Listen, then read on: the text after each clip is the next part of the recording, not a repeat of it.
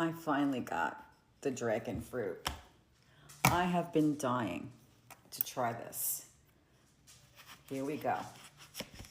It always looks so appetizing. I can't wait. Now, I'm not going anywhere because I heard this, can help with certain things, so I can't wait to try it.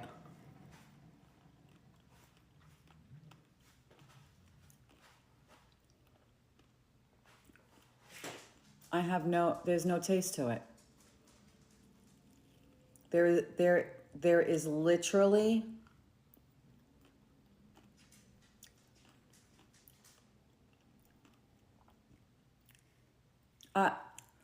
I have never been so disappointed in all of my life.